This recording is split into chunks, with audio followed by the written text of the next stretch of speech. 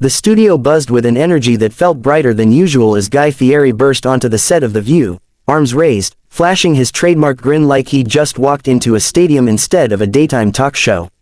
The audience leapt into applause instantly, some whooping, others laughing as Guy leaned into the moment, joking that he'd taken a wrong turn and ended up in Flavortown at 10 in the morning. The hosts laughed, the band hit a playful sting, and for a moment the entire set felt lighter, louder, and looser than normal.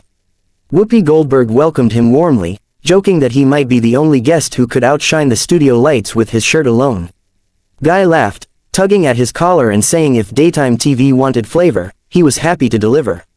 He settled into his chair with relaxed confidence, immediately at ease, like a man who had spent years talking to strangers and making them feel like friends within minutes. The conversation opened easily. Guy talked about his latest project, traveling across the country to highlight small, family-owned restaurants struggling to survive.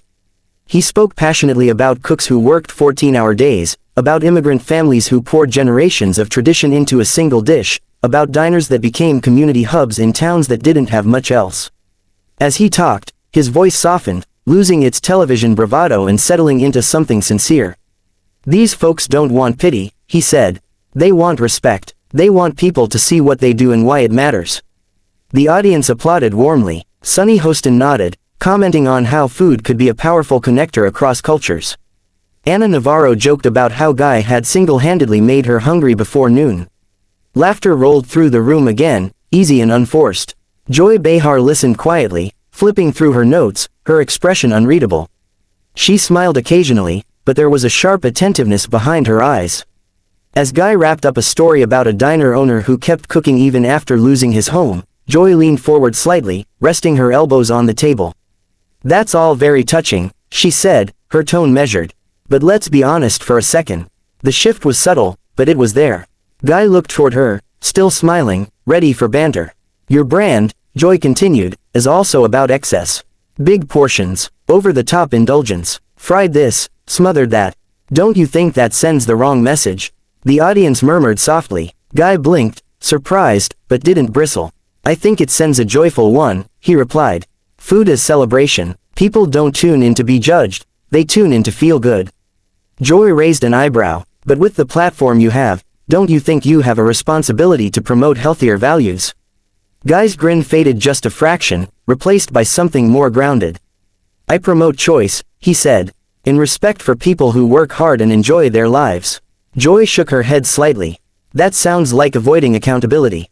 The room cooled. Whoopi shifted in her chair, sensing the turn. Guy leaned forward now, elbows on the table, his voice still calm but firmer. "No," he said, "that sounds like not shaming people for how they live. So criticism is shaming now?" Joy asked, her tone sharper. "When it looks down on regular folks," Guy replied, "yeah, it is." The audience reacted audibly, some applause, some uneasy murmurs. Joy let out a short laugh. "You profit off indulgence and then act like it's empowerment." Guy's jaw tightened. "And you sit here judging people who don't live like you." The gasp from the audience was immediate and loud. Even the band fell silent. Whoopi straightened, eyes widening slightly. Sonny glanced between them, clearly concerned. Joy's posture stiffened. "Excuse me." Guy didn't raise his voice. He didn't gesture wildly, but his words were steady, deliberate. "I spend my life with everyday people," he said. "Truck drivers, line cooks, single parents, families just trying to get by. I don't talk down to them." Joy leaned back, folding her arms. "So now I'm elitist?" Guy nodded once, without hesitation. "Right now, it feels that way." The audience exploded, applause mixed with shocked whispers. Whoopi leaned forward, lifting her hands. "All right, let's slow this down." But Joy wasn't ready to let it go. "You don't get to lecture me about morality," she snapped. "You're a celebrity chef." Guy met her stare. "And you don't get to shame people for finding joy in their lives." The tension was no longer contained. It vibrated through the studio, thick and unmistakable. Cameras cut back and forth instinctively, catching every reaction, the raised eyebrows, the tight lips, the audience members frozen mid-clap. Joy scoffed. This show used to be about intelligent discussion. The moment stretched longer than anyone expected, the studio caught in a tense stillness that felt heavier than noise. Joy Behar stared across the table, her lips pressed thin, her fingers gripping the papers in front of her as if anchoring herself. Guy Fieri remained seated but rigid, shoulders squared, eyes steady, his earlier easygoing energy replaced by a quiet resolve. The audience, sensing something irreversible, had gone almost completely silent. Joy was the first to move. She pushed her chair back slightly, the scrape against the floor cutting through the quiet. "I'm not going to be spoken to like that," she said sharply. "Not on my own show." Guy leaned back, exhaling through his nose. "I'm not trying to disrespect you," he said. "I'm standing up for people who don't get defended in rooms like this." Joy laughed, but there was no humor in it. "Oh please, don't turn this into some noble crusade." "It is," Guy replied evenly. "For them." Whoopi Goldberg leaned forward now, her voice firm but controlled. "Okay, everybody take a breath." But Joy waved her off without looking. "No, I'm tired of this," she said. "Every time someone challenges indulgence or excess, suddenly we're judging." "That's nonsense." Guy shook his head. "There's a difference between challenging systems and shaming people," he said. "You crossed it." Joy's eyes flashed. "You don't get to decide that." The audience stirred again, murmurs rippling through the seats. Cameras caught Sonny Hostin glancing down at the table, clearly uncomfortable, while Anna Navarro sat perfectly still, eyes darting between Joy and Guy. Joy stood fully now. The sudden movement sent a visible jolt through the studio. Gasps echoed from the audience, followed by a wave of whispers. Joy straightened her jacket, her posture rigid, defensive. "I've been doing this for decades," she said. "I'm not going to be lectured by a man whose entire brand is excess and spectacle." Guy rose as well, but slowly, deliberately, his hands open at his sides. "This isn't about my brand," he said. "It's about respect." Joy grabbed the edge of the table. "Respect goes both ways." "Exactly," Guy replied. The word landed like a match dropped in dry grass. Joy shook her head, a sharp, dismissive motion. "This show used to be about conversation," she said. "Not being attacked for asking hard questions." Guy's voice dropped, calmer than before. "Hard questions don't have to come with contempt." The audience erupted, applause from one side, stunned silence from the other. Whoopi stood up now, palms raised. All right, we're not doing this." Joy turned toward the camera, her expression set, jaw tight. "I am done," she said. Flatly. The words hit harder than shouting would have.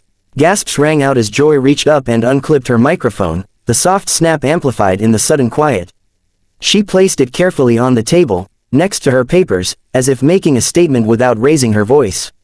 Whoopi stepped toward her. "Joy, hold on." But Joy was already turning away. "I don't need this," she said, not looking back. "I won't sit here and be disrespected."